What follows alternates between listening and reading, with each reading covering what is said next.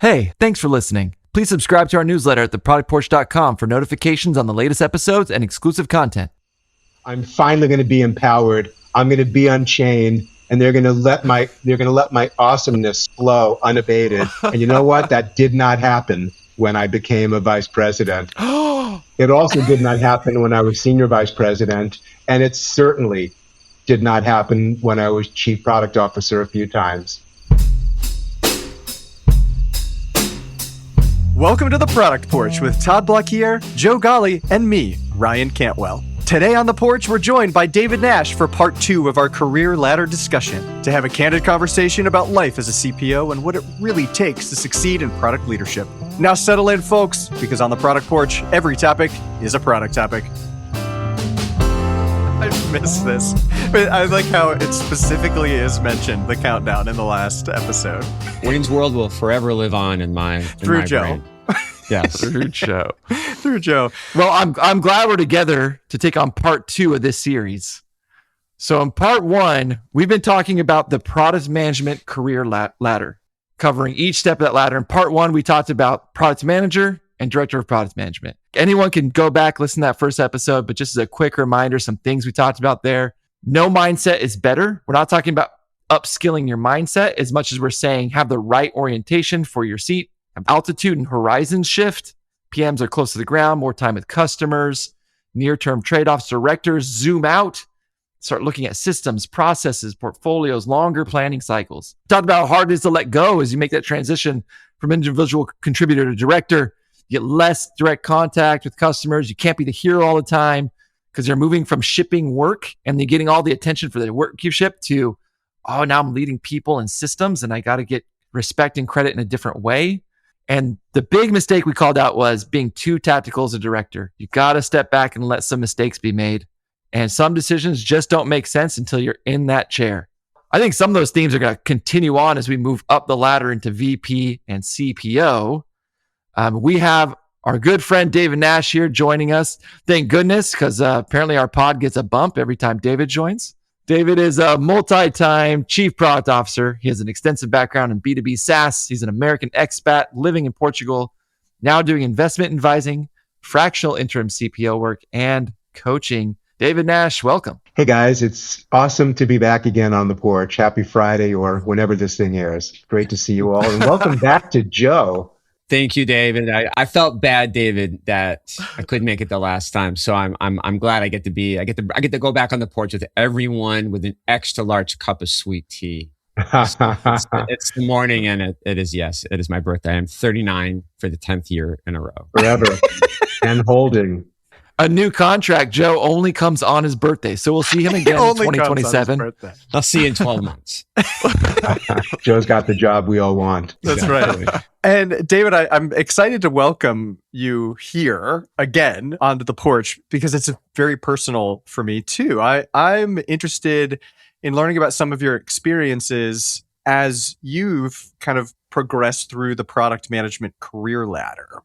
And I think it'll be really interesting because selfishly, I'm going through an early part of that progression, getting some leadership responsibilities. And I want to know what to look out for and that kind of stuff. So I can't wait to dig in.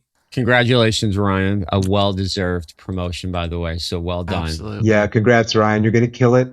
And I think I know enough about the environment you're in to know it's a place where you're going to be able to really open your wings and really grow and have a lot of impact.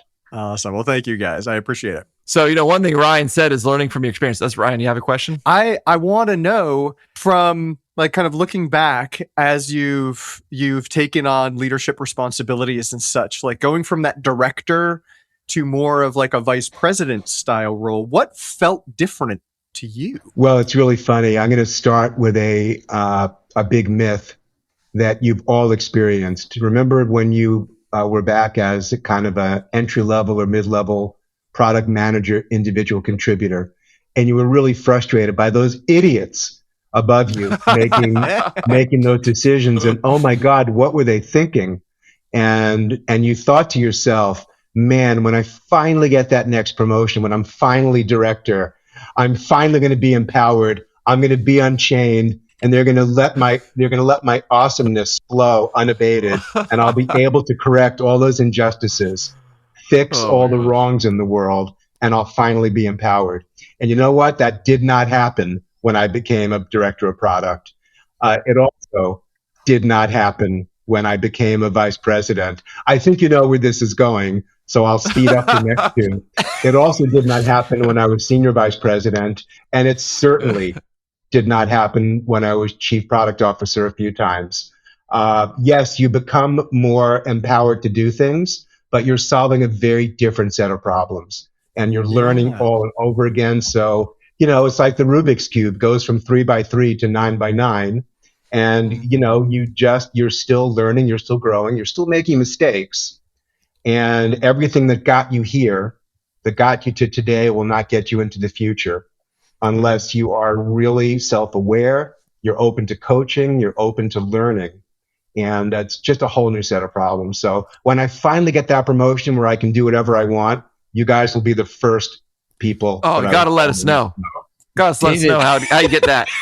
David, Absolutely. if I can, like, I think I want to start simple then. The first thing you said is you're solving a different set of problems when you move from director to VP level. Can you just give us a couple of examples of different sets of problems that you solve for when you move in from that director role to that VP role? Just to like level set, like, you know, it can be agnostic across products and across industries. What are some of those different set of problems that one may encounter, like in Ryan's particular scenario? Sure. Well, I break them down into the 3 Ps because everybody needs a framework, right? So I'm going to use my age-old one. The 3 Ps are, of course, product, right? What do you do with your product family? You know, your roadmap, if you have a portfolio of products. The second P is for practice, right? How do you make the sausage? And the third, of course, is people. And arguably, the third P is the most important, right? Because as you move up, you inherit people, right? Presuming you haven't hired everybody yourself, and presuming that you're going to hire people who I hope are better than you, at least that's what I've always tried to do, people who are stronger than I ever was. You're going to inherit people who may be great contributors, but might be in the wrong role, right? So people, if I had to draw a pyramid, I think, Joe, as you get higher, the hiring and the organizational development becomes a lot more important, you know, both being clear in expectations, and we'll probably come back to this later in our discussion, not just getting clear on what to expect, but how to inspect, right, in a way where, you know, you're staying close to the work, because it's also very easy to drift away and lose touch with what's happening in the trenches. And it's a balancing act, because if you get too close to it, of course, you will die of exhaustion, right? Because there aren't enough hours in the day and you can't do the other parts of the job. But if you get too far away, I believe you're just as useless, right? If you don't know what's going on. So anyway, those are the 3 Ps. They become a little broader, and you have to zoom out a little bit, but you absolutely cannot and must not lose touch with what's happening in the trenches. David, you said 4 words that piqued my spidey sense, started tingling. You said, what were they thinking? Like, now you have an opportunity to address that. Did you have a moment of realization that popped up where you said, oh, what were they thinking? Now I see. Now that I have that perspective, I'm in this role, I see why that decision was made, where before it wasn't something that I was aware of. Sure. I think there's a very popular example that I've seen, oh my God, maybe 4 times. In B2B SaaS, so many companies go through particularly if they're not digital native companies, if they're older than, a decade or 2, they have a bunch of on-prem stuff, right? And these are old, creaky systems. And everybody, of course, has SaaS fever before we had generative AI fever. Everybody wants to move that stuff to the cloud.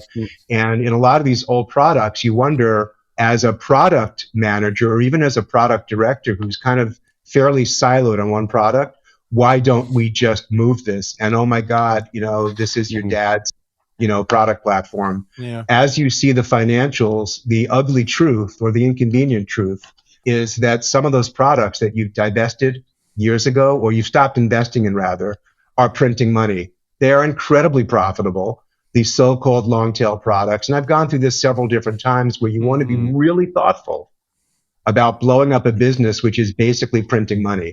And so it goes against everything we're taught as everything our engineering colleagues and architects and CTOs want, which is to be on the latest and greatest stuff.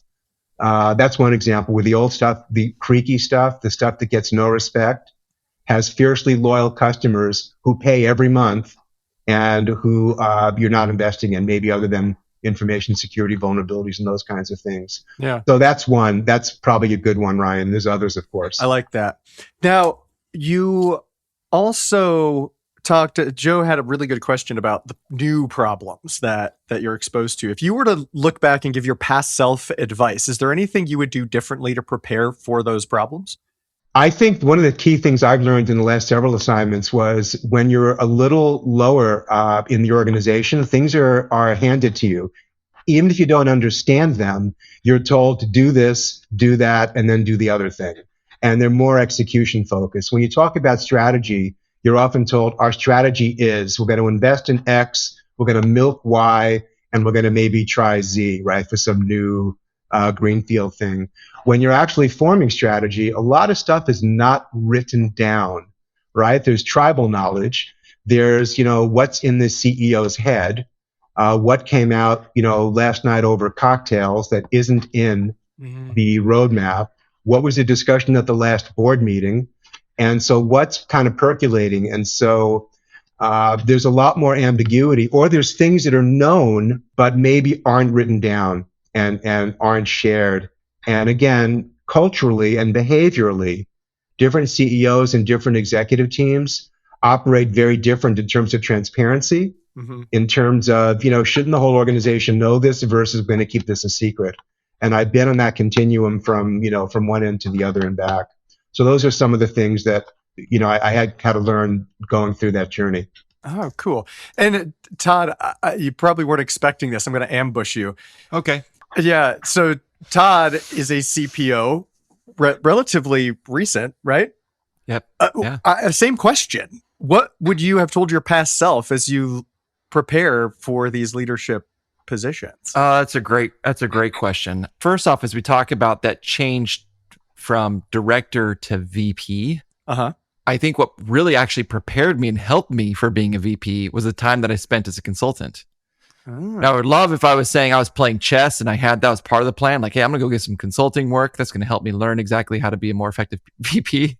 But that wasn't exactly how it was designed. But the reason I say that helped is because when I became VP was the first time when I had to really take ownership of the organization. Like up until that time, I led teams. And I think that was one of the first key differences. And so leveraging my consulting experience of, okay, how do you evaluate a product organization? We're always evaluating the organization, but from our own perspective as a product manager or director, and it could be better if it just did this. It could be better. It's completely different to be a consultant and look externally. And so as a brand new VP, I just played consultant at first. Let me just step back, evaluate this. And that helped me game plan strategically. So I think learning those skills, like again, accidental, but I think that was really advantageous. Have the skills to be able to evaluate an organization and start there when you come on new. If I can interrupt, Todd, I really, really liked the phrase taking ownership of the organization. And you mentioned the skills. Can we take just a moment, maybe just call out a couple of key skills and like maybe even elaborating? Because when I hear taking ownership of the organization, I think there's a lot of different ways to interpret what that means. Can you just peel that back a little bit? Yes. David mentioned something. I think we can connect the dots here and expound upon something David just said as part of taking ownership. Because David mentioned 3 different categories. Yeah. Product, practice, and people. Yep. And said that the last one was most important. That's the first, I think, a fundamental difference as you take on leading the organization and you move into that VP role is your role in relation to people in the people category changes. So I'd love to hear from David, like what becomes the focus in that people category in your new role as a VP? Like how's your relation to in that category change in regards to people? Oh, it's a great question, Todd. So I think it goes back to fundamentals. We're coached as we're growing, hopefully, to not just manage down or lead people, but manage sideways and manage up. In fact, I often say, and I'll steal this shamelessly from somebody, though I forget the original source, that you don't manage people. right? You manage budgets, you manage schedules, you manage, inanimate objects, you lead people, and that means gaining their trust. And that means when you ask them to do things that may be uncomfortable, where they don't understand the root cause for doing it, that they're going to trust. They're going to trust you. So with people, building alliances and trustworthy alliances becomes more important than ever. Because when I'm sitting in executive staff, forget my team and my direct reports for the moment. When I'm sitting in executive staff, there's drama in there, right? There's alliances. Yes. There's the founding team, the new guys, the center of the tree versus the new rings that were added later. And there can be us versus them. And it's not that it's deliberate or that people are evil. It's just people, right? It's people at a different level.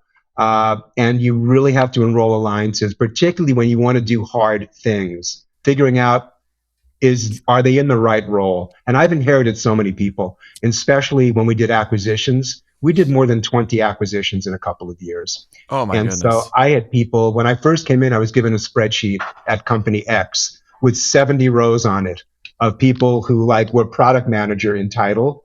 Many of them were great people, but man, they weren't anything that anybody in this group would recognize as a product manager, right? They were subject matter experts. They were ex-sales people, marketing people, customer success people, strong people in the wrong role, right? So driving an organization at scale. Now, in a smaller company, Ryan, like your company, again, the problems are not nearly as manifest, but they're still there, right? And you need to help get people in the right roles where they can be successful, coach the people up who are coachable.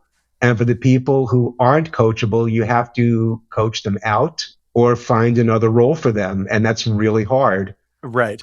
If I may move the conversation beyond people for a second, I know that's the most important part. I couldn't agree more, but there's a perspective difference too, I expect. And I'm curious for your insights here, because both time and aperture of what you're looking at, what should I anticipate, assuming these new responsibilities? Does the definition of long-term, short-term change for me? Oh man, Ryan, thank you. That's a breaking ball that I know how to hit. Todd loves baseball analogies, by the way. So I knew that one was for you, Joe. David. Thank you for being the other one that has baseball in. If we go back to our P for practice, one of the biggest things, again, aside from people, is managing expectations on timing. Okay. Right? Because when you're in the board meeting and you sign up for X revenue and Y EBITDA or margin, these things are going to take time in a lot of cases, particularly when you use the dreaded transformation word. I now have a serious full allergic reaction when I hear the word transformation, because it is the most often misused, perverted word, well-intentioned, which is almost meaningless. So I have led a number of transformations, some of them successfully. And the biggest challenge is setting expectations on what's reasonable versus what's aggressive. So Ryan, to go back to does your definition of long-term versus short-term change? No, you have to do both. Sorry. Okay. Right? But you have to deliver improved earnings, improved top-line revenue, improved retention, right? Whatever the unit economics are that your business and your investors care about. But you also got to deliver the meat and potatoes every quarter, right? Because when I walk into the boardroom or the executive staff room, everybody around that table wants something from product that they're not going to get, right? They're not going to get because it was the single most important thing to them, right? The chief revenue officer is telling the CEO and the CFO that, well, he can't deliver that next big fish, right? Or that next big whale or retain them because they're not going to get the thing in the roadmap they want. The CFO is not getting the margin savings from changing the cloud service provider. The marketing team, isn't seeing enough value coming they can put into the next go-to-market. So building those alliances, and it doesn't just happen at roadmap time once a year, then you put it back in the closet and lock it for a year. It happens every week because you have to bring those people along with you so they will cover you so that when they're not getting the thing that they think is most important, they understand why. That they're going to defer to what's best for the business, not just what's best for their individual function. and they're going to have your back, and you'll do it with them too. So when I mentioned before that building alliances at the executive staff is the most important thing, because they can smile at you and they can kill you behind your back without realizing it. And I've made some great alliances, and I've struggled with others in the role. And if you don't have alliances around that table, you're a dead man walking. I'd love to dig into that. I know Yes. Joe has a question. I just want to add something really quick here. I think, David, though, you just highlighted how short-term and long-term does change. Because especially once you get to the CPO level, a quarter, 2 quarters is short-term. At the IC level, 2 quarters was long-term.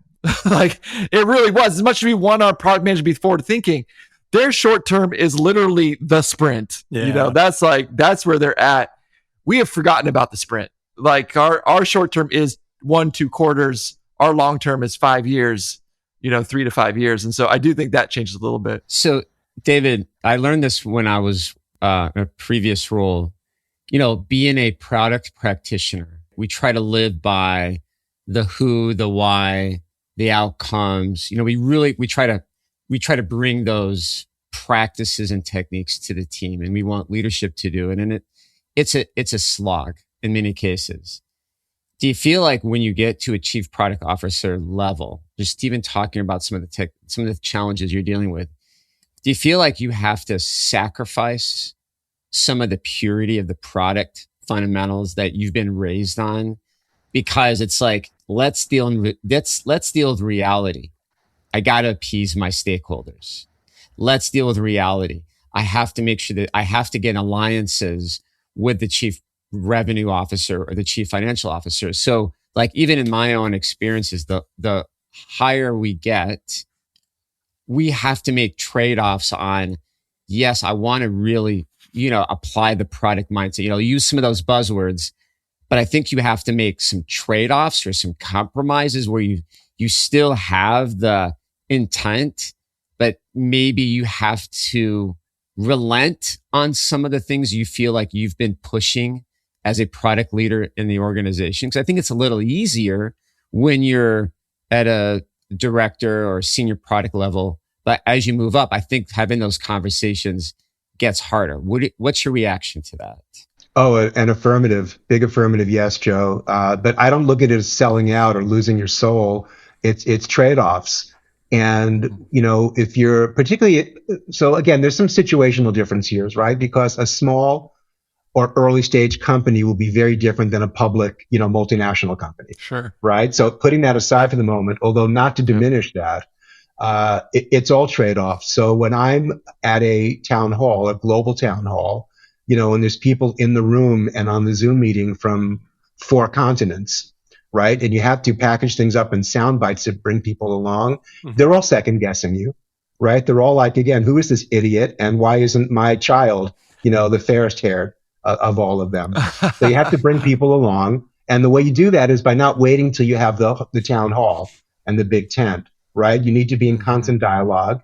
You have to make sure that at least your leadership team, again, whatever your direct reports are, who are also people managers and people leaders, that they know what's going on so they can filter it, adapt it situationally for their team, so that when they hear the thing in the big tent, it's not like, oh my God, the sky is falling. And that takes a lot of work. It took a lot of my energy, right, to bring your leadership team along. And here again, the transparency and the culture of the company will limit or enable your ability to do that. But that's what I found. So the people understand that he didn't sell out.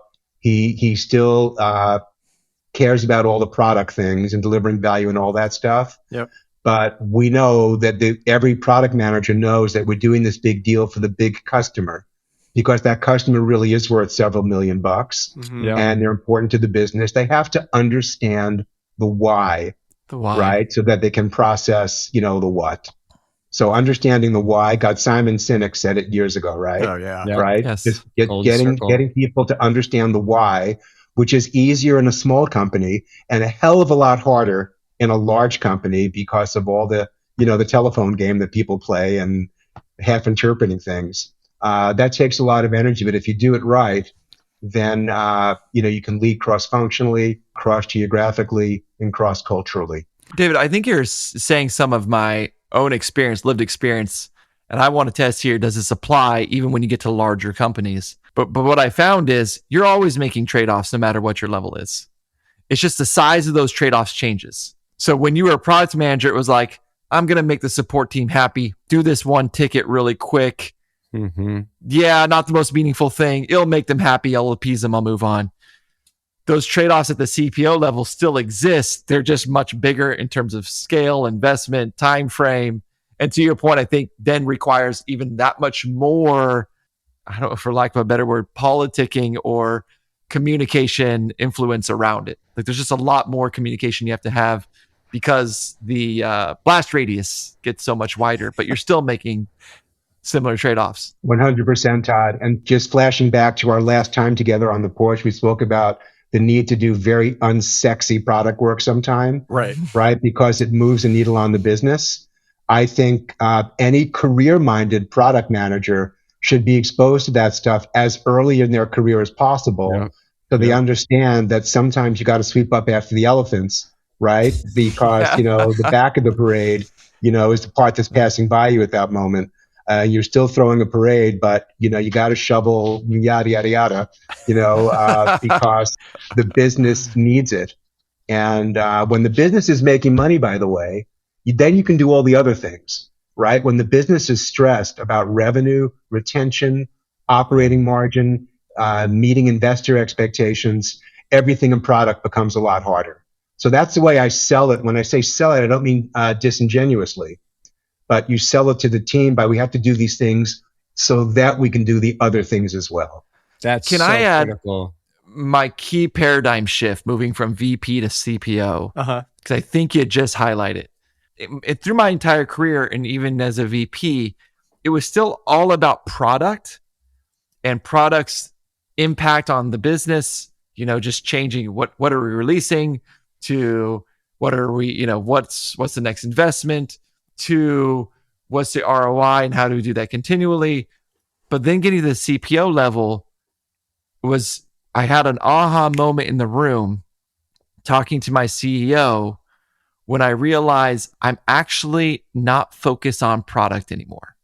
Like as a CPO, I'm focused on the business. And if I have a good, healthy leadership dynamic, we're doing that all together and making those decisions together on the leadership team. But I'm not focused on product anymore, even though that's the organization I influence to achieve the business goals. And so it changed my whole perspective. I mean, we talked about in that last podcast with you, Nash, we talked about using language, getting away from product language. I found as a CPO, I just abandoned that language altogether. There's no value in it. I'm completely talking about the business and where the business should go. I'm only talking product language when I'm turning around to the product team. Anyway, that was a big aha moment for me. It probably seems obvious, but walking away from a call, realizing that my key customer was no longer my customer, I'll explain that, was huge. Because as a smaller company looking for the next sale and exit to the next investor, my customer is the next investor, which is the buyer of our company, which is a really weird thing to think. So I'm not worried. I am worried, of course, about our customers and clients, and I am. But the primary persona for me is the person who will buy our company. That was a big paradigm shift for me. Oh, 100%. We're on different teams, right? You have to translate. Todd, you said it perfectly. Translate the language of one to the language of the other without losing the intention. Todd, you've said so many great things, especially about, I love your perspective changes and you get away from using product language. And we've been talking a lot about how to prepare, what to expect. I would imagine, David, in your experience, there's been a lot of dysfunctions you've encountered as you've moved along in your career, right? I think the word you used is a litter box. What are some of those? I don't know. David always brings a new set of phrases to the porch, which I really appreciate. David, what are some of those dysfunctions to be aware of or to look out for as one moves from director to VP to chief product officer? I think we all have an idealized version of what a high function team looks like, right? Because we've seen all the Simon Sinek, videos and listened to various leadership gurus and all. I worked for a guy named Andy Grove, right, years ago, who wrote some of the seminal books on management and leadership. And yet you walk into these rooms and look, people are imperfect. I know I certainly am. And we all come in with our biases. I worked for a CEO once of a very, very large company who was pretty immature as a leader goes. And I don't want to say too much more about it to protect the innocent or the guilty. But this guy made me promise when he hired me, you're not going to believe this. I'm going to say it slowly if I have to. He said, no matter what you do, you have to promise me you're not going to change the product roadmap. Now let that sink in for a second. I know, Todd, too bad people can't see your facial reaction when you publish this, because I heard that and I gave him a blank stare, like, did I just hear you correctly? Right? I was making sure my ears were working. And because he had in his mind what the product roadmap ought to be, and here I am being hired as the chief product officer, the first the company ever had, by the way. So in his mind, he was hiring, a general, and he was just going to say, I've decided we're going to take those 3 hills, put the troops in those hills and take them. And so I took the job anyway because I really wanted the job. I overrode every red flag, right, that went off in my mind at that moment, and I did the manual override. I know the core is melting down, but I'm going to take the job anyway, and I turned the alarm off. And it came back to roost, right, months later, where, again, as the chief product officer of a large multinational organization, really constrained on the degrees of freedom that I had to do what many rational people realized needed to be done.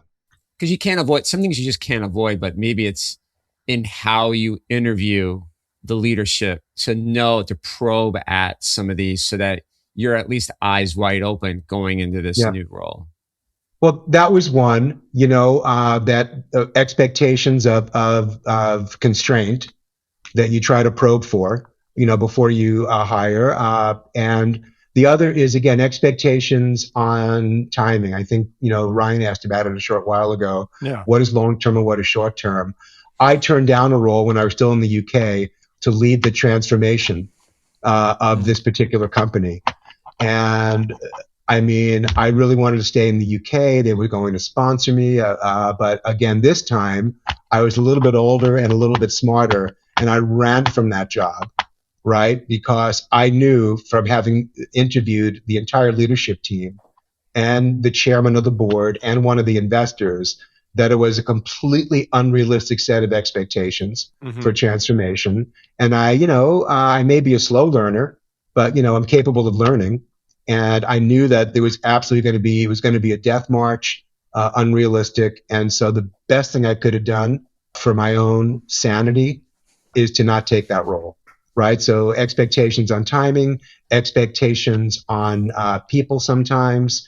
I often ask when I'm interviewing a CEO, even for a fractional interim role, who are the all-stars on your product team and why, right? What makes them a good product leader? And who are the people who you think have gaps and why? What's the impact? And sometimes they're on the money, often they're wrong, right? But it's really important to know the biases that you're walking into. I think we should expound. You mentioned it, you teased it a couple times. I'd love to dig into it. The most important thing is to have those relationships of influence with your peers at the executive level. So the other chiefs, if you have a C-level title. I found that to be true. In fact, your team is always your peers, not the people who report to you. So when I think of my team, I think of the executive team. I don't think of the product team. But let's dig into that. You mentioned some of the headwinds you're automatically facing. If you're coming on to a team that's already established, there's already norms there. There's politics there that you're maybe are aware of, maybe not aware of. If you're coming in a promotion role, they may already have a pre-existing relationship with you and see you a certain way. And so you mentioned you implied some of these headwinds that you're already facing. What have you found to be effective? What are some things? If you have hey, let's just be honest here. Let's get some real on the table. Give us some of that real. what should we expect? What should one expect as they're coming into that now executive role, understanding the most important thing is to influence and have those relationships with their peers? What I've done is I've taken maybe the first month, sometimes longer, is to just interview everybody. It's the people I want to interview. This is after I've started, by the way, right? So this is part of and I write my own, 30, 60, 90, 100-day onboarding plan. I interview people that I need to kind of get the pulse, because the reality is their reality, right? That you're walking into. And then there's also people who find you. There's always people who find you, right? So, and that's going to take a good month or so. I'm going to write it all down. I'm going to digest it. I'm going to get a lot of insights from that. And I'm going to get some bad data in that as well, right? Because people bring all their opinions and, all the antecedent action that happened before you got there. But that's trying to get a reality. And checking in, with your boss about, here's what I'm hearing. This is kind of like what you told me. This is very different than what you told me. You have any other insights, right? Like you said X and I'm hearing Y. Help me understand this in a way that's not too threatening to them. And so that's what I've done. And then I keep those away. And again, some of those are early signals, right, that you'll use to navigate organizational development later. Sometimes you meet some diamonds in the rough who have been just kind of stuck in the organization, and they can contribute so much more, but they haven't had a champion. I found this in every company I've worked in, somebody who was so strong and so undervalued and underutilized in the organization. And I found some of those in my first 30 days. And so, you try not to break too many things until you know how the hell it works. Once you know how it works, you're going to break things. You're going to want to break things and rewire things. But oh my God, you walk into a new power plant, you probably shouldn't throw that big red switch because you have no idea what the hell it does. Yeah. And again, managing the guy who hired you or the lady who hired you, that you're going to learn before you do anything and get their agreement, right? That you can't come in to completely reconfigure the ship until you know how the hell, the steering connects to the rudder. Mm-hmm. So yes. I think that's really precious time that you negotiate coming in and you make your onboarding plan all about your learnings. But you start from getting your data set together and the body of evidence that will inform everything you do from that point forward. I'd love to hear, David, if you've had this experience. I had an assumption coming in that I realized might highlight a myth. And that was my assumption was, hey, at a certain level, you don't have to deal with any immature problems, right? You get to a certain level and you just have a certain level of maturity and understanding. Now, I will say I'm lucky to work with a very mature team. It doesn't feel like toddlers in a room. Also, I believe that everyone will just get it. In other words, I have fought my entire career trying to explain it, being product, trying to just explain it. But once I'm at the highest level, everyone will get it. Everyone's mature. And we can now just do business. David, you same thing? You experienced that? Oh, it happens exactly like that, Todd. Everyone gets it. Everyone's mature. I've been in meetings. It's like you become a Jedi. Everyone's mature. Jedi mind tricks. These aren't the droids you're looking for. Yeah, you will listen. Yeah, no, I've been in executive staff meetings where some members were made to cry. Oh no! I mean, deeply personal. Oh my gosh. People stuff. When I talked about dysfunction again, there are some great teams. I'm sure there must be, right? It's like there must be life on other planets. I have yet to find one which was anything like what Simon Sinek said it would be like. So I think it's a good aspiration. But you read the books, The 7 Dysfunctions of a Team, Patrick Lencioni. Leon's those books, and we've experienced all of them. So yeah, it's a myth because you know what? We're still people. Still people. We're all, even the best of us are imperfect, and we bring our baggage into that room. And you leave that room and you have to explain things that you still don't agree with. but you have to be on board. You've got to salute the flag. And, so our integrity is put to the test more than ever, when you're sitting in that executive staff meeting or around the boardroom, and you have to lead with integrity. And the higher you get, while that should become easy, as you said, sometimes it becomes harder. And that's been a big takeaway for me. Ryan, we haven't scared you off yet, have we? I mean, you're hearing all the horror stories or all the. No, I mean, so if any of you are familiar with the Muppets, one of my natural states is Beaker, just waiting for danger to befall me at every turn. So I think you guys are just validating what I already felt is all. So I'm not scared, Joe. I'm just, all right. Now I know it's not going to be different than what I expected. All right, David, give us your vast wisdom here. Outside of money and power, why would someone want to do this? Maybe the answer is there is no reason, but why would someone want to do this? Well, the first thing that comes to mind is I wasn't qualified to do anything else. My career, the title of the podcast, by the way. My career as a singer-songwriter never panned out. So I do that for therapy. On a more serious note, I have been blessed to have been mentored by some great people in my career.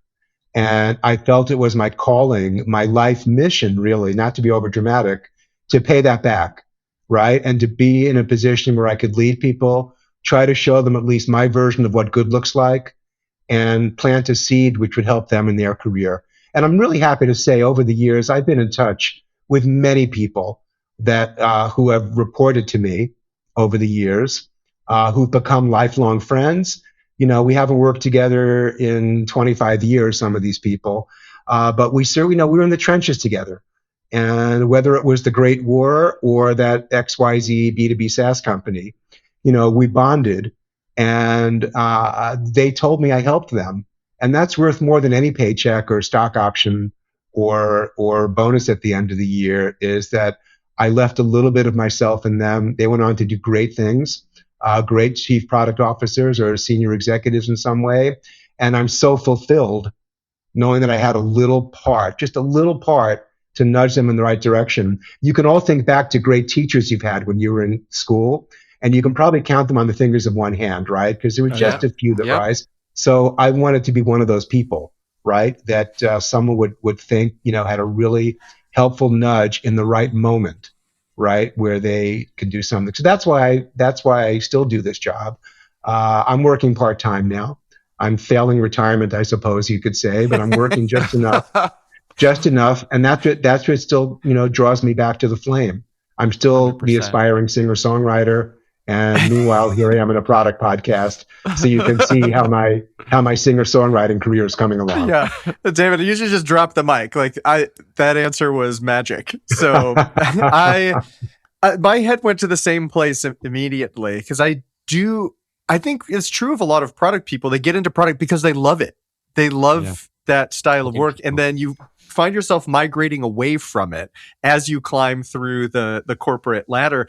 But what fills the void, and this is true of me, you're speaking to my heart, David, is I love the people aspect of things. I really do enjoy it. Todd, I saw you responding as David was going through too. And Joe, I don't think Joe has a label on him that doesn't say work with people, get the most out of people, that kind of thing. So now we're just in an affirmation circle. I feel like I brought us into that position, but absolutely. I was also thinking, David, I hope you count me in that list of people who has grown because of you. So that's right. You've given me a lot of help in my career as well. Yeah. Well, you're very kind, and the check's in the mail. I'll say this, just working with Todd and Ryan and seeing Todd's journey as he's kind of moved along in the last few years. Todd is happier. He is excited.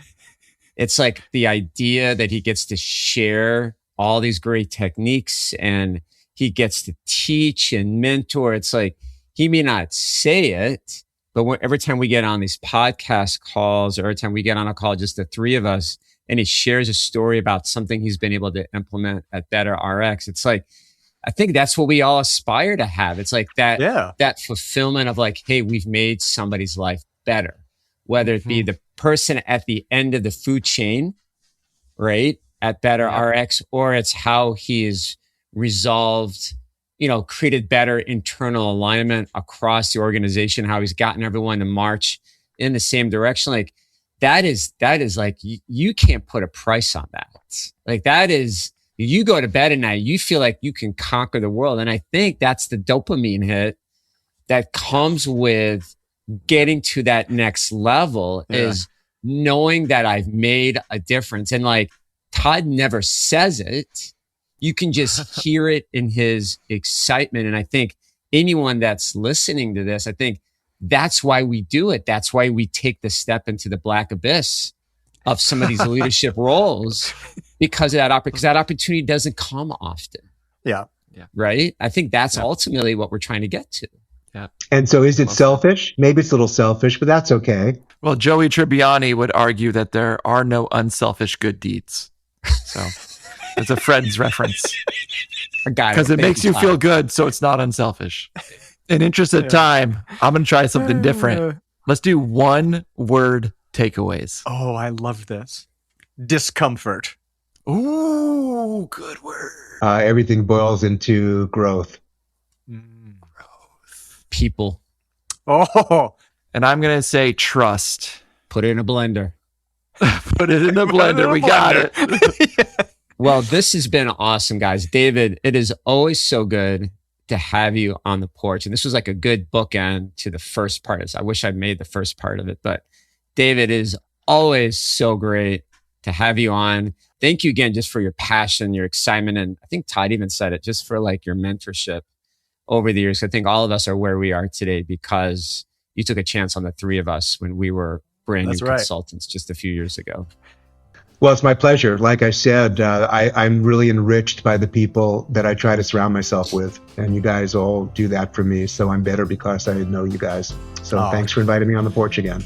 Oh, so great seeing you all again. It always is, guys. This has been so valuable to me. Thank you for the time. Excellent. Till next time, David. Don't be a stranger. Back at you, brother. Wishing you guys all a super successful 2026. And Ryan, congrats again on your promotion. Thank you. I appreciate it.